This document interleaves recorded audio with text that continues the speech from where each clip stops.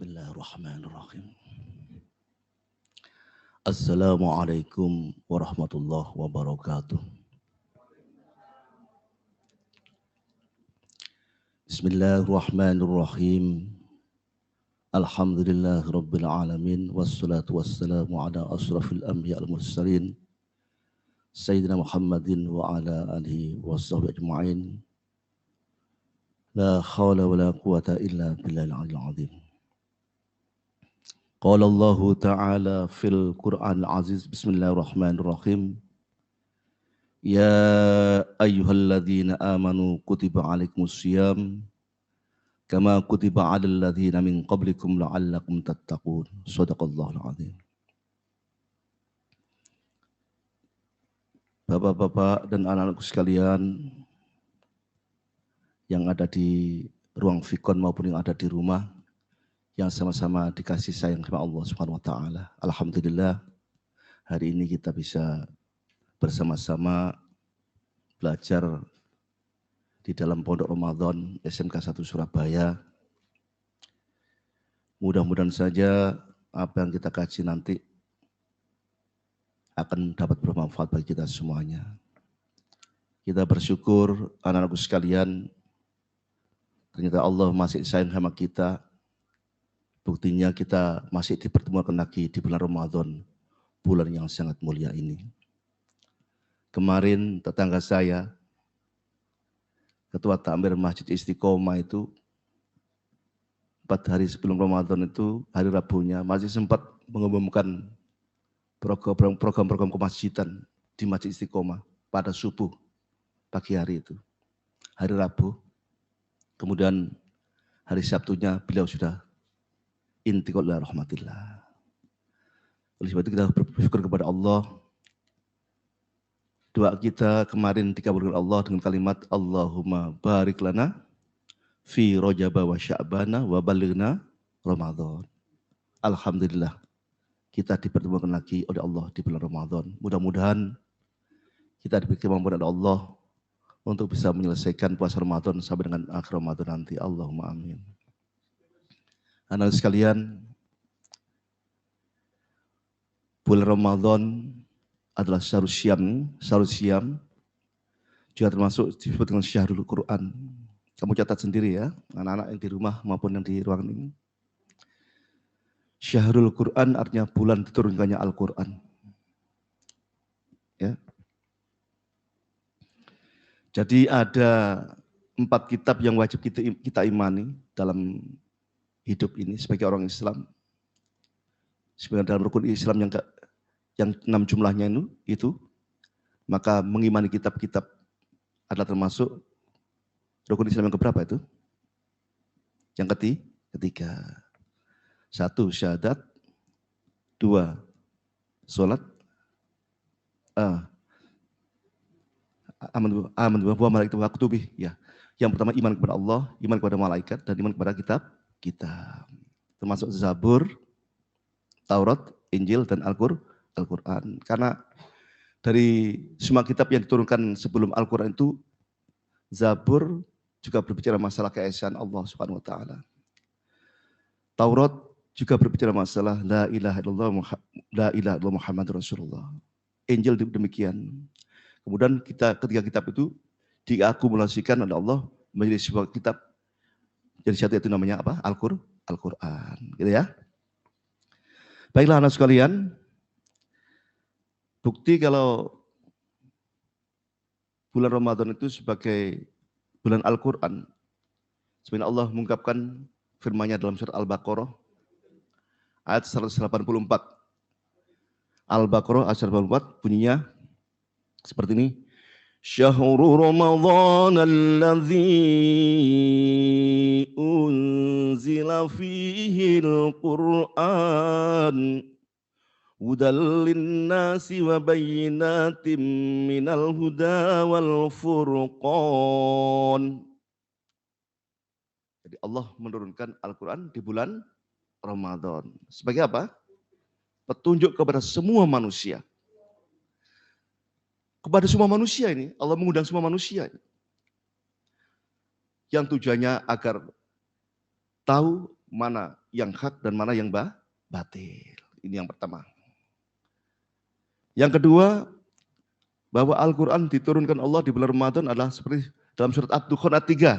Kamu catat mas, biar tahu dibuka di rumah nanti.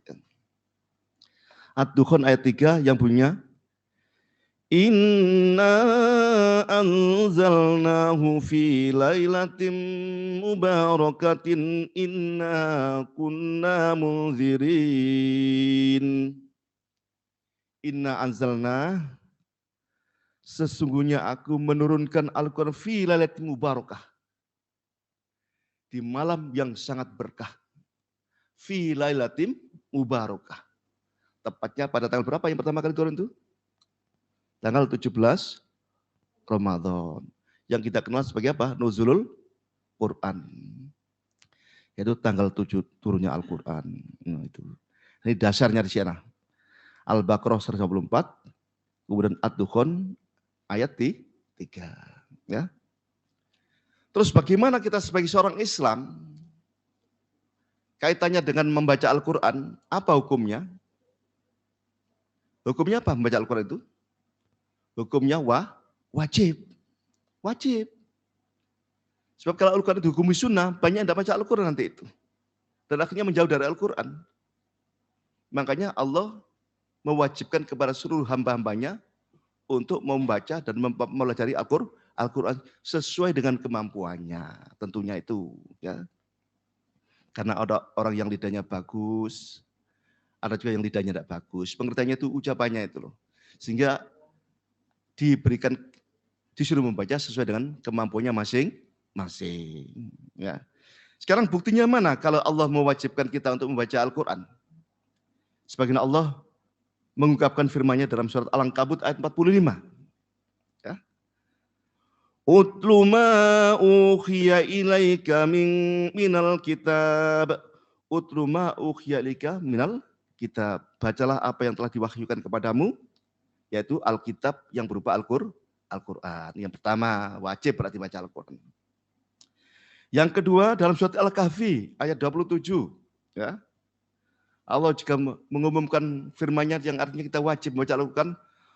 Watlu ma uhiya ilaika min kitabi rabbik. Bacalah apa yang telah diwahyukan kepadamu, yaitu kitab Tuhanmu. Nah ini bacalah. Perintah Allah, bacalah. Wajib. Kemudian yang terakhir, tentang wajibnya membaca Al-Quran, yaitu pada surat An-Naml, ayat 91, 92. Ini Bapak ini mengutip kajian pada hari ini adalah Bapak ambil dari Durratun Nasikhin ya. Sama muka Syafatul Qulub itu ya. Tadi kitab Durratun Nasikhin, muka Syafatul Qulub sama Nasoihul Ibad ada di sana. Al-Kahfi ayat 27 dan yang terakhir adalah surat An-Naml ayat 91 92.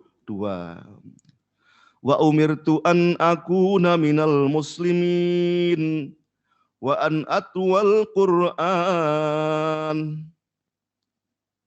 Dan aku perintahkan supaya aku termasuk orang-orang yang menyerahkan diri dan supaya aku membaca Al-Quran. Nah, ini perintah bahwa berarti membaca Al-Quran hukumnya apa? Wajib. Berarti kesimpulannya kalau membaca Al-Quran berarti apa? Berdosa. Apalagi sebagai orang Islam. Ya. Sebagai orang beriman. Berarti betapa pentingnya membaca Al-Quran itu. Sebagai kitab yang kita imani. Oke. Nabi kita Muhammad SAW juga menyeru dalam hadisnya kepada umatnya agar membaca Al-Quran.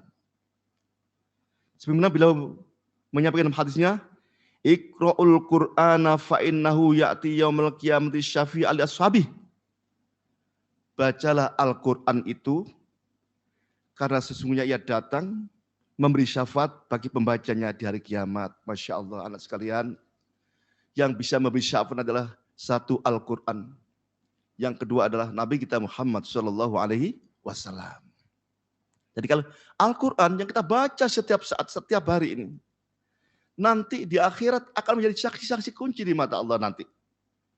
Dan Al-Quran berdoa kepada Allah agar orang yang ahli membaca Al-Quran diampuni segala dosa-dosanya.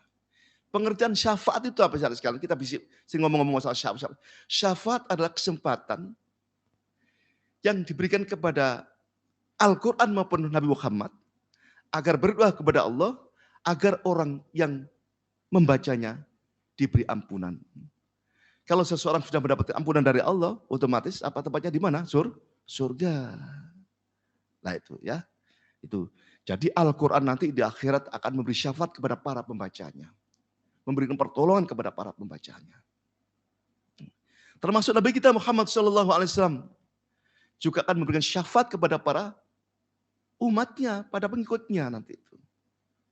Jadi pada saat itu manusia dikumpulkan Allah di padang mahsyar, disitulah saat saja manusia butuh syafaat. Syafaat adalah kesempatan yang diberikan Allah kepada Nabi Muhammad agar berdoa, agar umatnya dibebaskan dari apa? Azab. Itu syafaat itu ya. Itu adalah sekalian. Kemudian keutamaan membaca Al-Quran. Sekarang, ya. Apa bedanya Al-Quran dengan bukan Al-Quran? Dengan Qurannya gitu ya.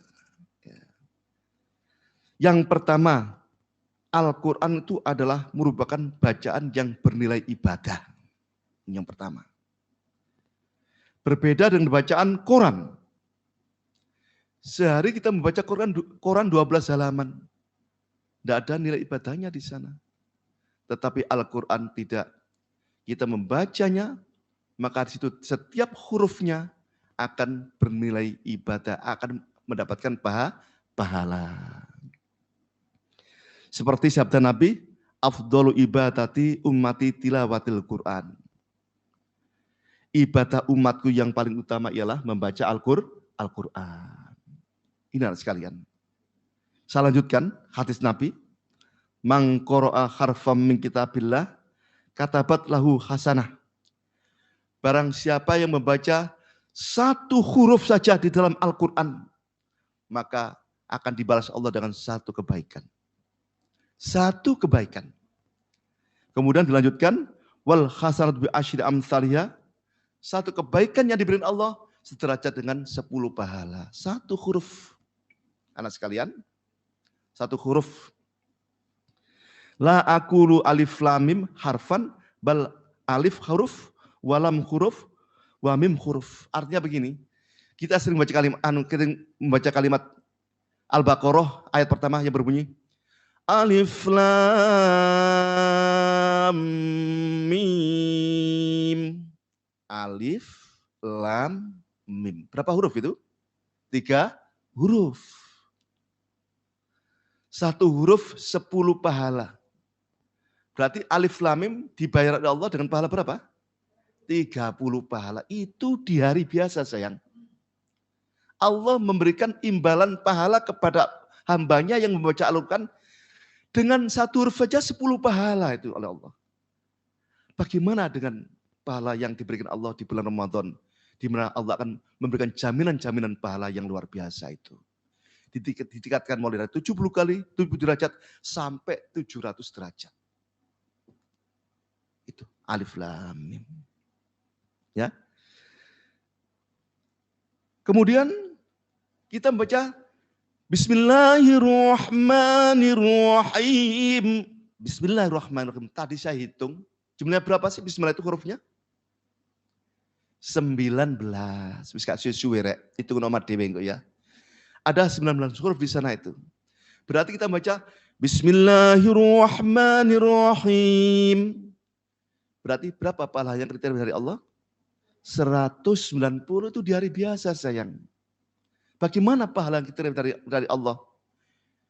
Jaminan yang diberikan di bulan Ramadan ini sampai 700 kali pahalanya. 70 sampai 700 kali. Ya, itu. Oleh sebab itu anak sekalian, berarti kesimpulannya, betapa besar pahala bagi hamba-hamba Allah yang mau memanfaatkan waktunya untuk membaca Al-Quran. Di hari biasa pun dibayar oleh Allah dengan pahala yang luar biasa, apalagi dibaca di bulan Ramadan, maka pahalanya akan semakin berlipat ganda. Nah ini. Itu ya. Kemudian saya lanjutkan. Apa posisi pembaca Al-Quran menurut pandangan Allah Subhanahu wa Ta'ala? Ada orang belajar Al-Quran dari pemula. Ada juga yang sudah belajar dan bisa menjadi mahir. Ya. Nah, ini sebuah hadis Rasulullah yang memberikan posisi kepada mereka yang ahli membaca Al-Quran. Alladzi yaqra'ul Qur'ana wa huwa mahir. Barang siapa yang membaca Al-Quran dengan mahir. Mahir berarti apa? Lancar jaya. Lancar. Apa kompensasinya? Kata Rasul, ma'as safaroti kiromil baroroh. Orang yang membaca Al-Quran dengan mahir itu dijamin oleh Allah nanti di akhirat derajatnya sama dengan para malaikat. Yang mahir. Ya. Derajatnya sama dengan para malaikat. Kemudian dilanjutkan, walladzi yaqra'uhu wa huwa yashtaddu alaih. Tapi barang siapa yang membaca Al-Quran dengan tertatih-tatih. Apa tertatih-tatih itu? Jatuh bangun. Ya. Kepontal-pontal. Tidak lancar. Jadi membaca Bismillahirrahmanirrahim. Tabbat yada abi lahabi watab. Itu lumayan masih betul ucapannya. Ada yang baca tabbat yada abi lahbu namanya macam. Namanya orang macam berusaha belajar ya. Ini ternyata Allah menghormati orang-orang yang masih belajar seperti itu. Apa sekarang kelebihannya orang yang belajar? Dapat dua hal. Ajro ini dapat dua pahala, jenis pahala. Pahala yang pertama adalah belajar membaca Al-Quran. Pahala yang kedua adalah membaca Al-Quran. Ada dua nanti itu. Belajar membacanya juga diberi pahala. Membacanya sendiri juga diberi pahala. Oleh sebab itu sekalian, yang ada di ruangan ini maupun ada di rumah, jangan merasa malu bila kalian masih belajar Al-Quran. Mungkin membacanya masih tertatih, jangan malu. Ya. Karena di sini Allah memberikan garansi. Baik yang membacanya mahir, maupun membacanya masih tertatih. Ya, diberi oleh Allah pahala yang luar biasa. Lah, tentunya derajatnya beda. Mereka yang belajar Al-Quran masih tertatih dengan yang sudah mahir. Tentunya derajatnya lebih tinggi yang mereka yang sudah mahir. Buktinya Allah menyetarakan derajatnya seperti malaikat di akhirat nanti itu. Derajatnya seperti derajatnya malaikat. Kemudian yang masih belajar, di situ Allah beri jaminan belajarnya maupun membacanya sama-sama mendapatkan garansi pahala dari Allah Subhanahu wa Ta'ala. Anak sekalian, Bapak tak cerita ya. Saya dulu waktu jadi mahasiswa, punya teman seseorang yang namanya Gatot Mintarsono. Namanya Gatot. Gatot ini agamanya Hindu dulu tuh. Satu ruangan dengan Bapak, satu kamar dengan Bapak. Bapak setiap malam membaca Al-Quran. Ya. Kemudian yang namanya Gatot, teman saya ini, biasanya hanya pakai celana pendek itu aja, terus tidak pakai kaos. Tidur di belakang saya, mendengarkan saya membaca Al-Quran. Waktu Bapak masih muda, suaranya Bapak masih bagus waktu itu. Saya baca Al-Quran setiap malam. Ya, ternyata namanya Pak Gatot ini yang beragama Hindu ini, nyeleneh. Pak, apa Pak? Aku saya mengajari belajar Al-Quran, membaca Al-Quran. Jangan aneh-aneh, sama agamanya Hindu, belajar Al-Quran segala. Lu enggak betul, serius aku sama ajari membaca Al-Quran. Anak sekalian, akhirnya Bapak terpanggil untuk mengajarinya. Ini belum Islam loh ya, belum Islam. Terus diajari Bapak. Alif fathah A, alif kasroh I, alif doma U, A, I, U. Gitu.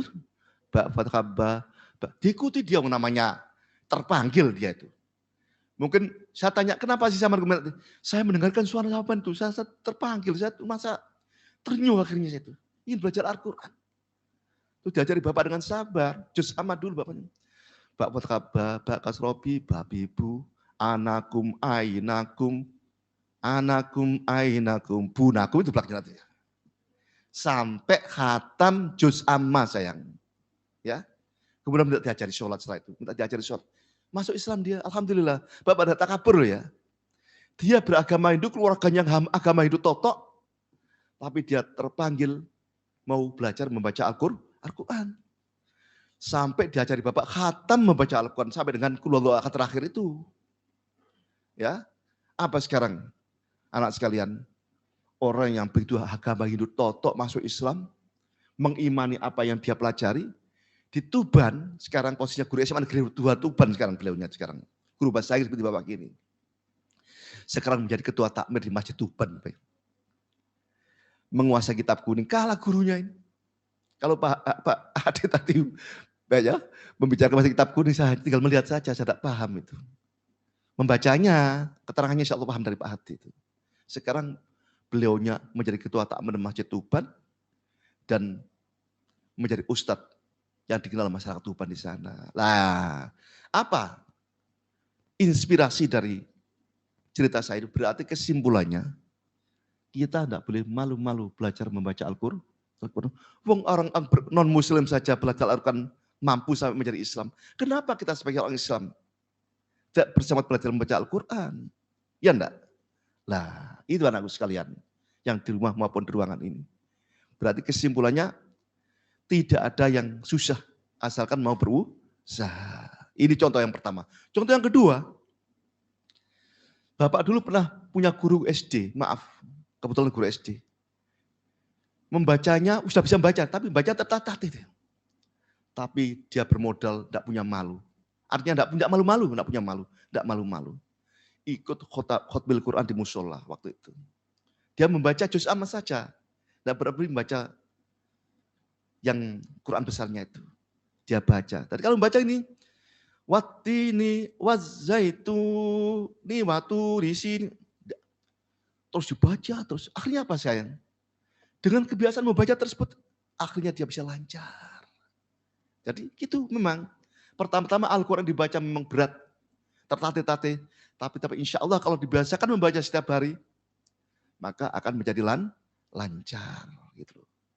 Oleh sebab itu, mari terus kita baca Al-Quran ini, baik yang sudah mahir maupun yang masih tertatih-tatih. Ingat, semuanya itu akan diberi Tuhan oleh Allah dan akan diberikan garansi pahala sesuai dengan amal perbuatan kita masing-masing. Anak sekalian, rahimakumullah.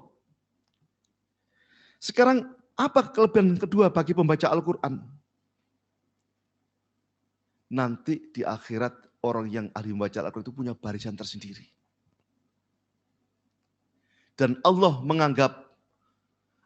itu menganggap orang yang ahli membaca Al-Quran sebagai keluarganya. Nabi bersabda, innalillahi ahlina minan nas. Sesungguhnya Allah itu mempunyai keluarga manusia di dunia ini. Loh, Allah punya keluarga. Sahabat bertanya, qalu ya Rasulullah. Ya Rasulullah, manhum? Wahai Rasulullah, siapa keluarga Allah di dunia ini? Apa jawabnya Rasul? Hum ahlul Quran. Yaitu mereka-mereka yang ahli membaca Al-Quran. Ahlullah wa khossatuh. Ahlinya Allah dan mereka ini spesial di hadapan Allah Subhanahu wa taala. Masya Allah, luar biasa itu.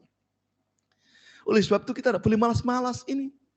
Ternyata Allah memberikan garansi yang lain itu. Orang yang ahli membaca Al-Quran bukan saja diberi pahala oleh Allah, tapi dianggap oleh Allah sebagai keluarganya di dunia. Dan di akhirat nanti ya mas hadirin sekalian, anak sekalian, seperti yang dibaca Bapak di dalam Duratun Nasihin, orang yang ahli membaca Al-Quran nanti di pada mahsyar dipanggil oleh Allah. Menyuruh malaikat, memanggil orang memanggil orang yang ahli membaca Al-Quran itu. Maka malaikat memanggil, wahai para pembaca Al-Quran, wahai para hafidh-hafidhah, para ahli membaca Al-Quran, silakan Anda berbaris. Akhirnya orang-orang itu yang ahli membaca Al-Quran berbaris sendiri. Orang-orang yang tidak ahli membaca Al-Quran punya barisan sendiri. Apa selanjutnya malaikat? Silakan Anda semua yang ahli membaca Al-Quran ini Kamu temui orang-orang yang waktu di dunia itu mencintai kamu. Ya Allah ya Karim. Akhirnya orang-orang yang ahli baca Al-Quran ini langsung berebut menuju ke barisan di padang mahsyar itu mencari siapa teman-temannya yang waktu dia dulu yang mencintai dirinya karena dia ahli membaca Al-Quran. Bayangkan sayang, jangan menyenangi orang yang membaca Al-Quran itu loh. Punya porsi tersendiri di mata Allah. Mencintai dalam arti mencintai perbuatannya loh ya, membacanya. Bukan mencintai orangnya, pas orangnya ganteng, langsung jatuh cinta, itu aja kan menyintai. Atau kalau orangnya cantik, langsung jatuh cinta, menyintai. Bukan mencintai amal perbuatannya. Senang dengan orang yang ahli membaca Al-Quran. Ternyata nanti di akhirat dipanggil oleh Allah. Silakan saudara-saudara yang ahli membaca Al-Quran ini. Silakan Anda berpencar. Carilah orang-orang yang berbaris pada masa itu. Siapa di antara mereka itu yang mencintai Anda waktu hidup dunia dulu itu. Anda ajak bareng-bareng masuk surganya Allah Subhanahu wa taala. Ya Allah ya Karim. Ini hak ada di dalam Durratun Nasihin. Jelaskan seperti itu. Ternyata jangankan membacanya, mencintai saja sudah seperti itu. Apalagi juga mau belajar membaca.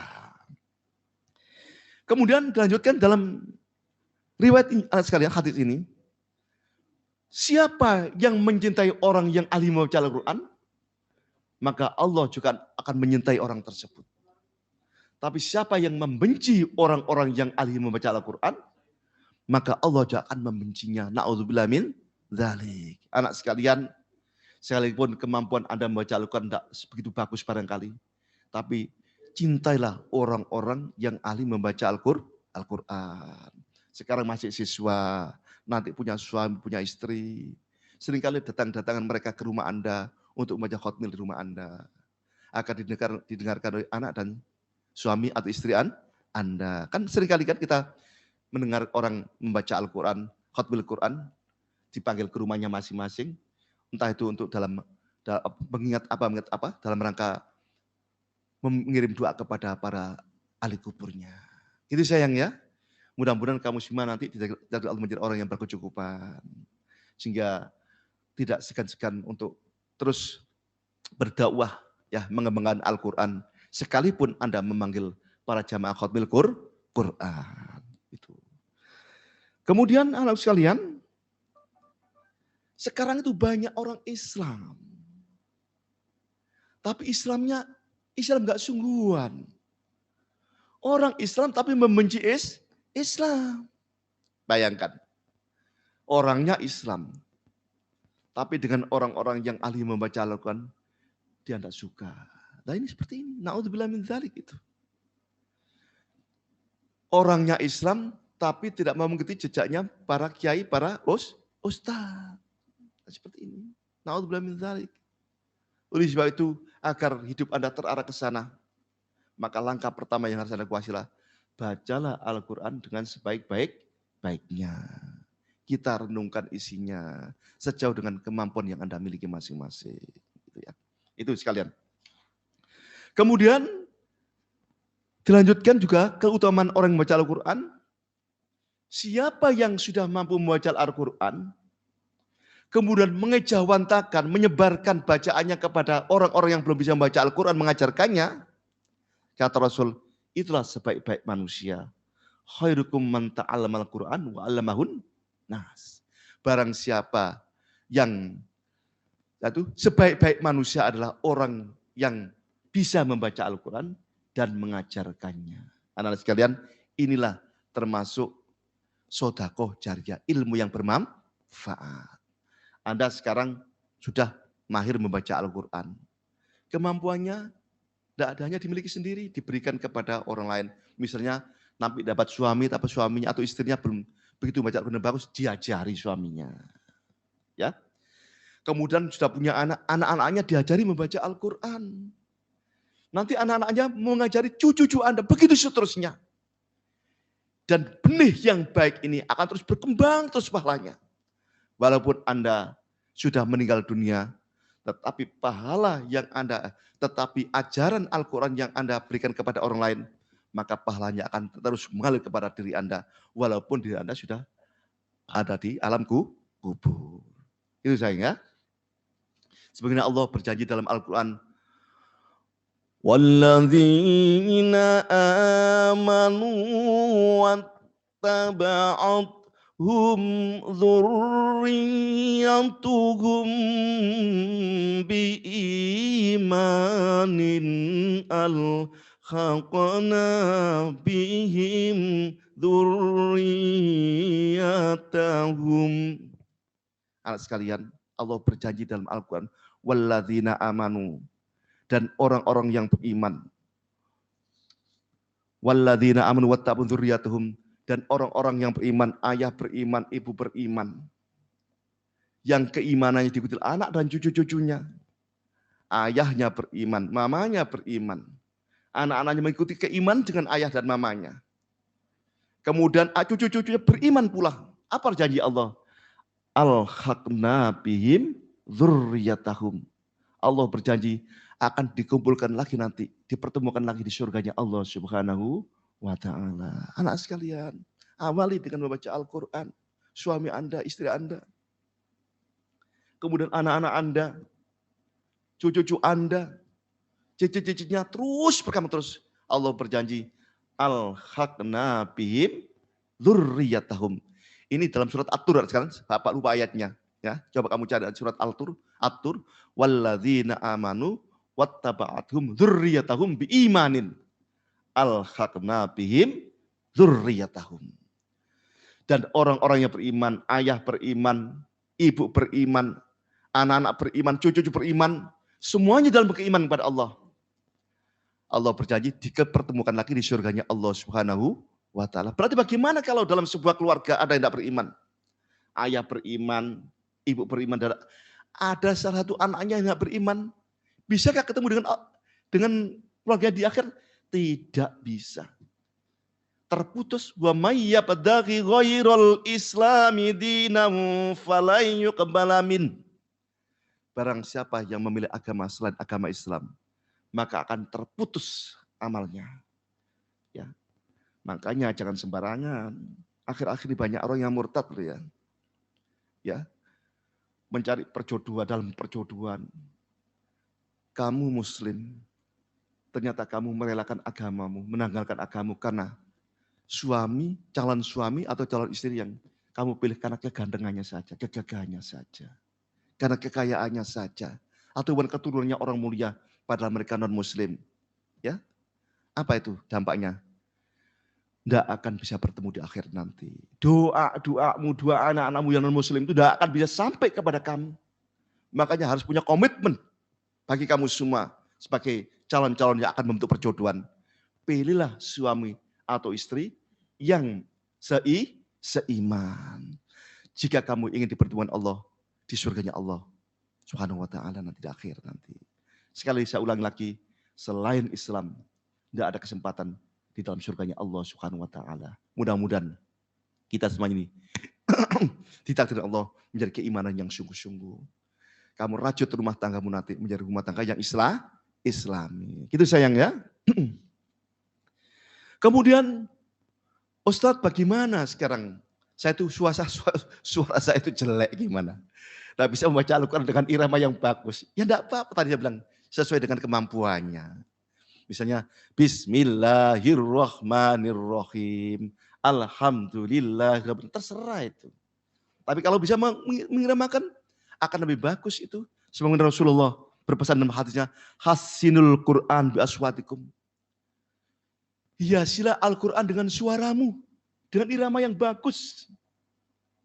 Ya. Fa inna sautal hasanah yazidul Quran husnan. Karena suara yang indah, suara yang bagus itu akan membuat Al-Quran menjadi lebih indah. Ya.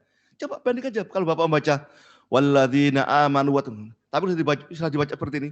Walladzina amanu wattaba'athum dzurriyyatuhum biimanin alhaqna bihim dzurriyyatahum. Bedakan sengatanya di hati. Berbeda. Akan lebih menyengat. pendengar Anda akan lebih meresapi dengan bacaan-bacaan Anda. Makanya anak sekalian, kalau ada pelajaran Qori di SMK 1 ini Bapak yang ngajar, ikuti sayang. Minimal kamu bisa mengolah iramamu sendiri. Paling tidak ada taman-taman irama di sana itu. Diikuti. Karena yang disampaikan Bapak bukan hanya sekedar berirama, tapi juga lafaz ucapan-ucapan yang harus diucapkan dengan benar itu bagaimana gitu ya. Oke, jadi ternyata Rasul menyuruhkan hiaslah Al-Quran dengan suaramu, Mbak. Jangan hanya rajin menyanyi saja itu kalau suaranya bagus. Ya enggak melarang, mau menyanyi enggak dilarang. Tapi alangkah indahnya kalau membaca Al-Quran dihiasi dengan irama-irama yang bagus. Lu ada cengkok, kalau dalam menyanyi ada cengkok, belajar Al-Quran ada cengkoknya itu ya. Semakin banyak cengkoknya, nilainya semakin besar. Ada ngetelnya itu, ada ngetelnya ya. Tadi gitu. Nah, itu. Kamu kalau menyanyi gitu kan, waktu di Dangdut Academy itu, cengkoknya dinilai itu. Al-Quran jadi sama itu. Semakin ada merdu dalam baca Al-Quran, insya Allah akan punya daya tarik tersendiri di mata pendengar Anda, ya. Itu. Kemudian saya lanjutkan, ya. Bagaimana ada mendengarkan Al-Quran? Ada orang membaca Al-Quran, kemudian ada mendengarkannya, meresapinya, maka pahalanya sama dengan pahala dengan orang pembacanya. Jadi ini mau membaca Al-Quran yang di rumah maupun yang di ruangan ini, jangan ngomong sendiri. Ya. Wa idza quri'al Qur'anu fastami'u wa ansitu la'allakum turhamun. Dan jika ada orang membaca Al-Quran, maka dengarkan, diamlah. Ini suruhan Allah loh ya. Dengarkan, diamlah. La'allakum turhamun, agar kamu semua mendapatkan rahmat. Apa sih rahmat itu?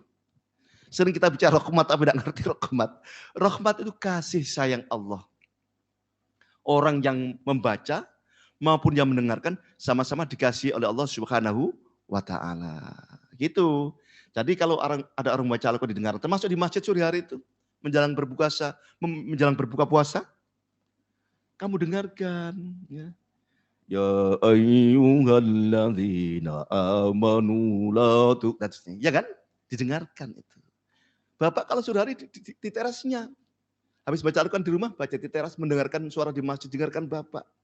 Sama, yakinilah bahwa antara yang membaca dengan yang mendengar, sama-sama mendapatkan pahala dari Allah Subhanahu wa taala. Ngono lho rek. Ojo ngomong wae. Ono maca Al-Quran gedabru sih taruh ngomong dikat durungokno blas. Jangan. Wis, sekarang Ramadan dijadikan sebagai bulan untuk muhasabah, introspeksi diri. Nek wingi salah, wis gak usah dilakoni. Sekarang harus memperbaiki diri.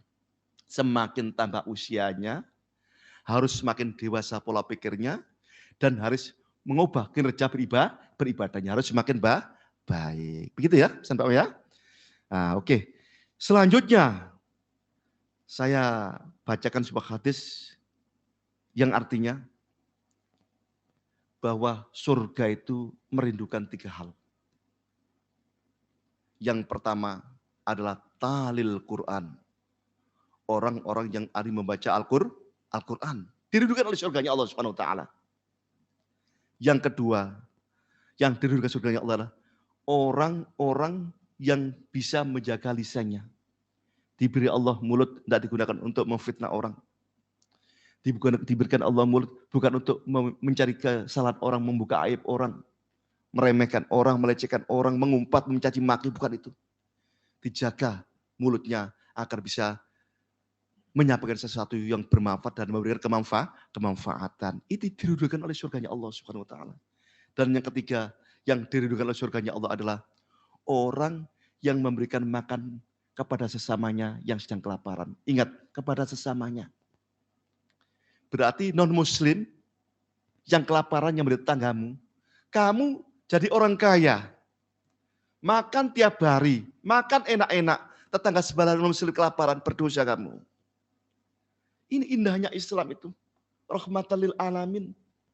Bukan saja kepada sesama muslim, tetapi kepada non-muslim, kita juga harus saling menyayangi, saling menghormati. Tetangga bapak itu sebelah kiri itu Katolik dua-duanya itu. Tapi mereka bagus. Tidak mengganggu kita. Namanya apa? Kafir dhimmi. Kafir dhimmi. Mereka kafir tapi tidak mengganggu. Malah membantu kita itu. Bapak kalau punya makanan, dikasih Bapak makanan. Bapak kalau sedang selamatan, dikasih Bapak berkat. Malah mereka datang, ikut kumpul di sana. Dikasih Bapak berkat. Ya. Sejauh yang Bapak mampu itu, dikasih berkat sama Bapak. Akhirnya gimana balas budinya? Bah, ini Idul Fitri jenengan kuntur, monggo bah, jenengan kuntur bah, kulo Joko negeri jenengan, bayangkan. Mereka seperti itu. Kalau Abah mau pulang, silakan pulang, enggak apa-apa. Akan saya jaganya rumah Abah. Saya amankan, bayangkan seperti itu.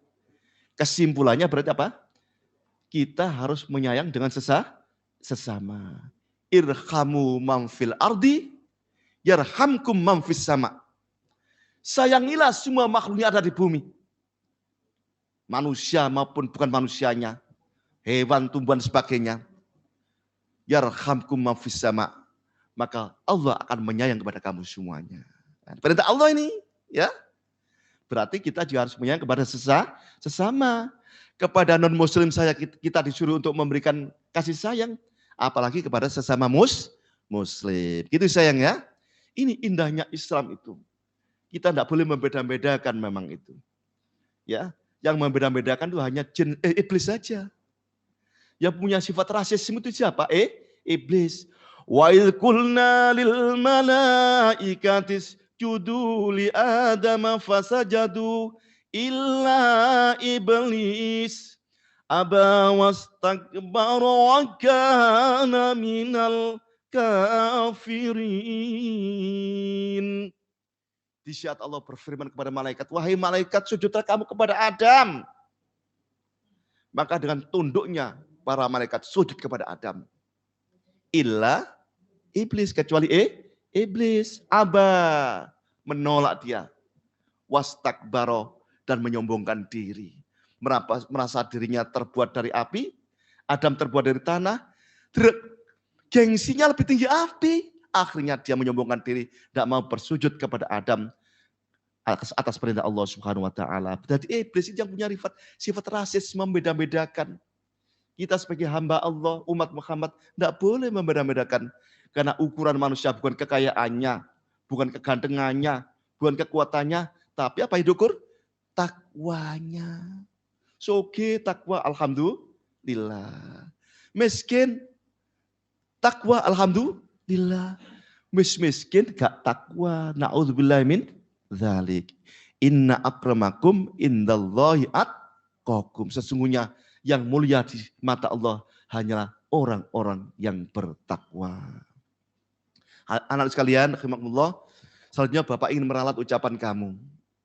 Saya sering mendengar anak-anak itu, kita semua terkadang mengucapkan ucapan dalam Al-Quran dengan ucapan yang salah, yang umum terjadi, yaitu dengan ucapan Allah.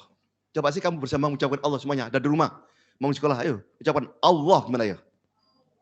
Nah, coba kamu buka bibirmu biar tahu. Maaf, mohon maaf. Coba buka maskernya itu. Coba lihat Bapak mengucapkan kata-kata Allah begini sayang. Perhatikan. Ayo hadap sini ya. Membedakan antara suara wawu dengan lam ta'rif ketemu dengan lam. Beda jawabannya. Coba perhatikan lidah Bapak. Allah. Tadi ujung lidah menyentuh gigi atas. Allah. Ayo bersama ya. Allah. Nah, Allah. Bukan awal loh. Insya Allah. Lah gitu. Ya Pak, mana bisa ketemu? Oh insya Allah, insya Allah, insya Allah. Insya Allah. Sudah tidak boleh dirubah loh ya. Ini diingat sampai mati ini ya. Insya Allah. Masya Allah. Mas, coba kamu buka mulutmu tuh. Coba ucapkan Masya Allah ya. Nah, yang pertama tertata sekalian. Nanti kalau sudah terbiasa, insya Allah akan bisa tersendiri ya. Insya Allah, kamu Mbak. Nah, Allah, ya Mbak ya. Allah. Kamu buka. Qul huwallahu ahad. Nah, ada suara wawu, ada suara lam ta'rif ketemu dengan lam. Huwaw, suara wawu. Allah, qul huwallah. Apa? Kul huwallah. Nah gitu saya. Beda nih. Kemarin saya itu ikut jamaah di musola itu. Gini. Kul huwallahu ahad. Kul huwallah gimana? Kul huwallah itu. Mas habis turun dari musola langsung datang ke rumahnya. Pak Haji, tolong diralat ucapannya. Bukan kul huwallah tapi kul huwallahu ahad. Ya? Nah, coba ikut bersama. Insya Allah. Ayo. Tak perlu insya Allah lagi loh ya. Istirahat Bapak loh. Insya Allah. Ayo. Masya Allah. Masya Allah. Ayo. Nah gitu. Jangan dulu sesuatu yang, wih, hotel gue gede, Masya Allah gede, Masya Allah. Berarti apa? Masya Allah. Gitu. Masya Allah. Wes ya, yang di rumah maupun yang di Vikon, sudah diberitahu Bapak cara mengucapkan lafaz Allah. Allah. Allah. Bukan Allah tapi Allah. Membedakan suara apa? Lam ta'rif ketemu dengan lam dengan suara wow. Gitu ya. Nah, wis sekarang mari kita akhiri. Maaf sebelum Bapak akhiri, mungkin ada yang bertanya baik di ruang Vikon maupun yang di rumah. Silakan akan Bapak jawab kalau Bapak mampu menjawab. Kalau belum mampu akan Bapak cari referensinya akan dijawab Bapak di sekolah. Silakan Mbak. Siapa yang bertanya? Korelasinya dengan Al-Quran. Silakan. Yang di rumah barangkali? Siapa yang di rumah? Yang ingin tanya masalah Al-Quran?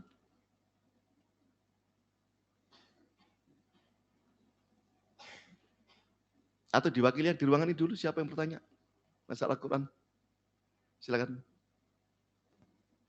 Ya. Silakan. Sini.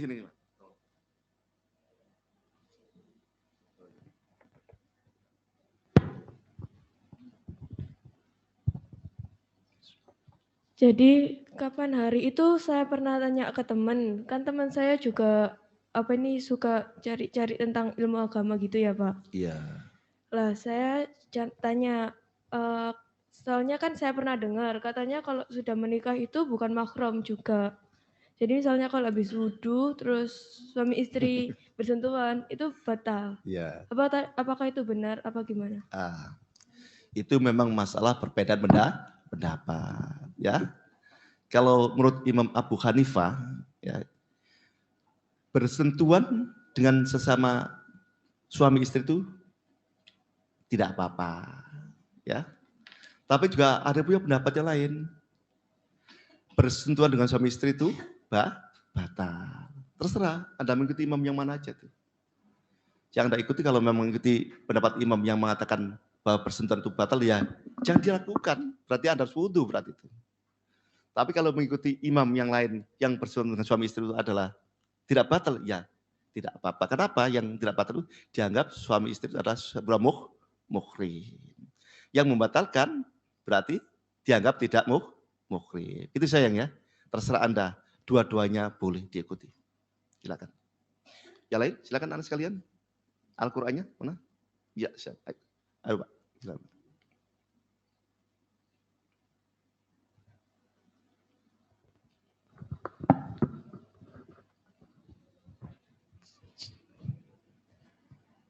Jadi nenek saya itu pakai salam dulu sayang. Salam dulu aja. Assalamualaikum.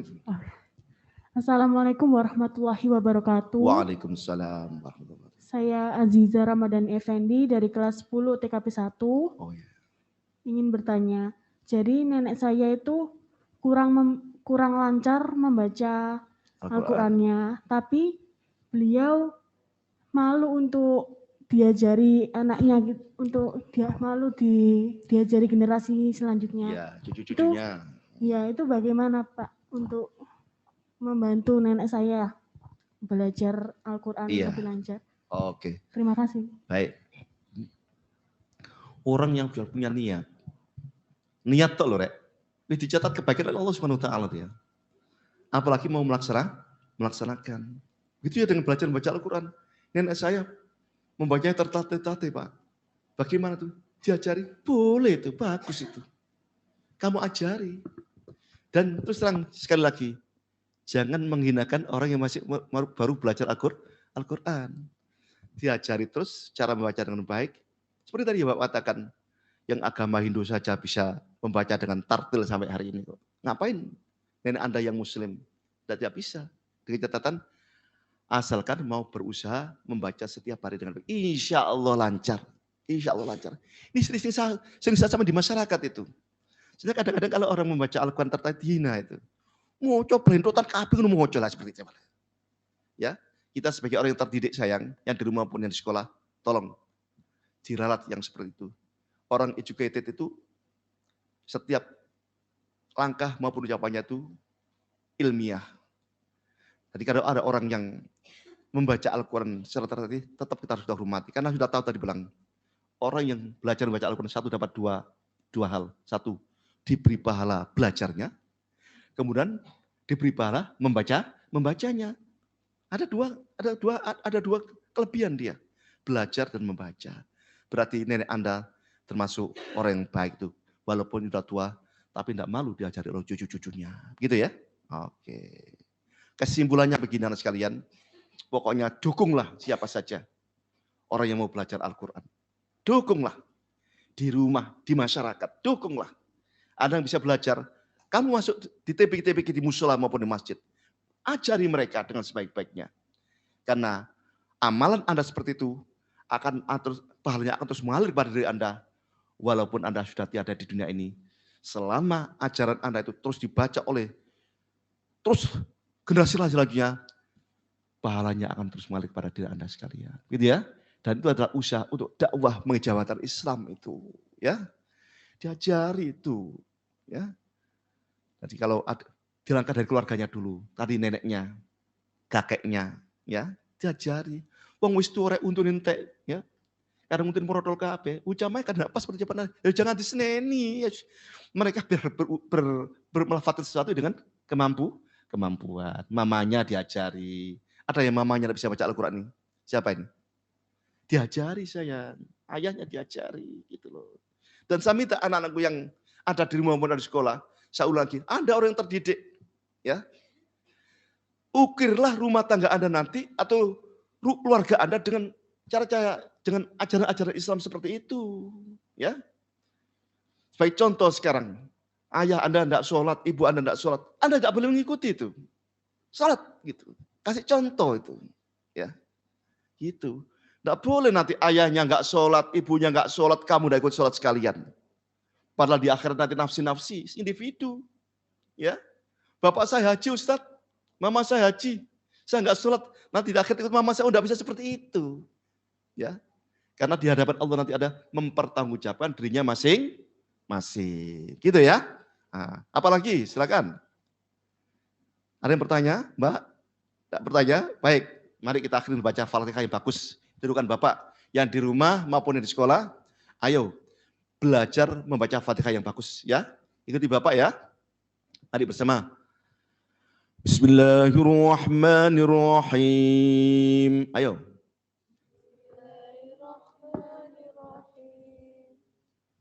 Nah ini baca mimnya begini, perhatikan Bapak baca mimnya. Bismillahirrahmanirrahim. Gini. Him, bukan him. Bismillahirrahmanirrahim. Nah, ini dari guru Bapak loh ini. Guru Bapak, Qori Bapak itu Ustadz Fuad, Benusari itu, orang internasional, Ustadz Hasan, orang internasional, Husani Bashir, banyak guru Bapak itu, Pak Mursyid. Mengajar seperti itu. Bismillahirrahmanirrahim. Ayo bersama. Bismillahirrahmanirrahim. Memang harus diikuti anak sekalian. Terus Bismillahirrahmanirrahim. Nanti kalau ucapnya seperti itu ya. Teruskan. Alhamdulillahi Rabbil Alamin. Ayo.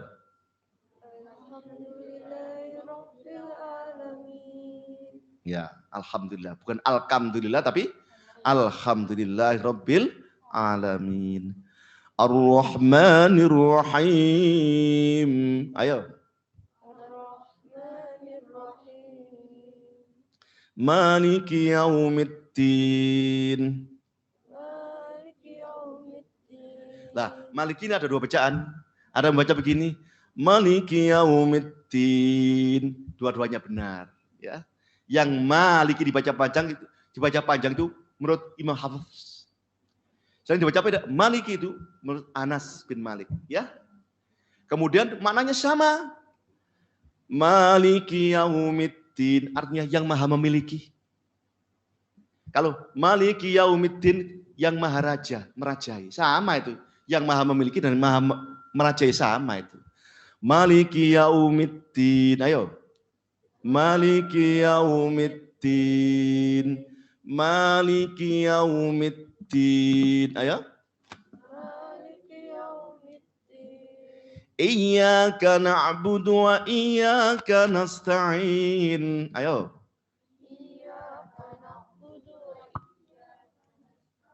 Nah, ini diralat Bapak suara ya-nya. Ya bertasdid berbeda dengan bacaan guna loh ya.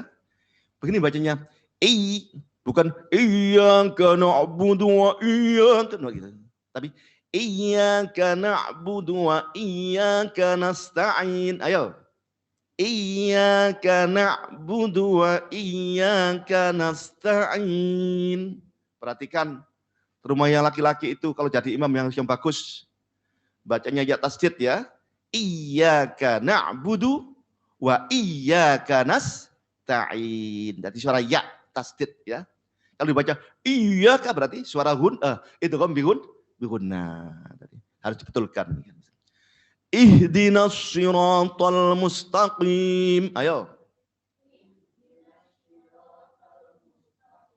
Kelemahan kita membaca Fatihah, Al-Quran, biasanya medit menyuarakan hak. Bukan tapi apa? Ihdinas siratal mustaqim. Ayo. Ihdinas siratal mustaqim. Siratal ladzina an'amta 'alaihim. Ayo. Siratal ladzina an'amta 'alaihim. Alaihim bukan 'alaihim. Siratal ladzina an'amta 'alaihim. Ayo.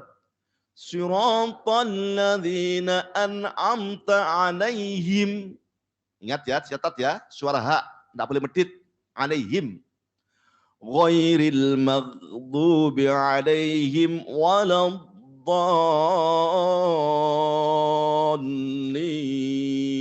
Ayo. Ghairil maghdubi 'alaihim waladdallin.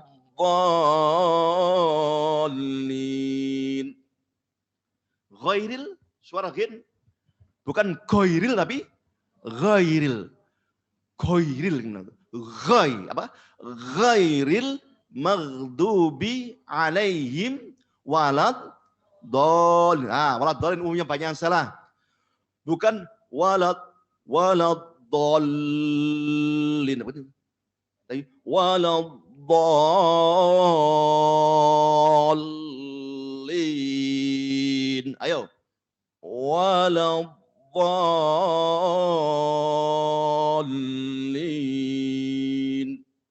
Terus jangan lupa berdoa pada orang tua. Rabbighfirli wali walidayya. Amin. Jangan Rabbighfirli walidayya. Jangan baca ini waladdallin. Amin. Amin. Dan itu usahakan di akhir kalimat. Rabbighfirli wali walidayya. Amin. Apa sih artinya sayang? Ya Allah, ampunilah dosaku dan dosa kedua orang tuaku. Ya Allah, kabulkan doaku ya Allah. Begitu sayang ya. Anak wajib mendoakan kepada kedua orang tua. Mudah-mudahan kita semua termasuk hamba-hamba yang diridhoi surganya Allah Subhanahu wa taala. Yang kedua, mudah-mudahan kita diberi kekuatan lahir batin sehingga bisa menyelesaikan puasa Ramadan sampai akhir Ramadan nanti.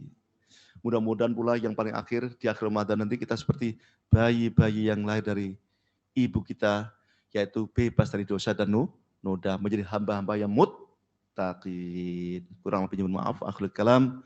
Wallahu muwaffiq ila aqwamit thoriq wal afu minkum. Wassalamualaikum warahmatullahi wabarakatuh.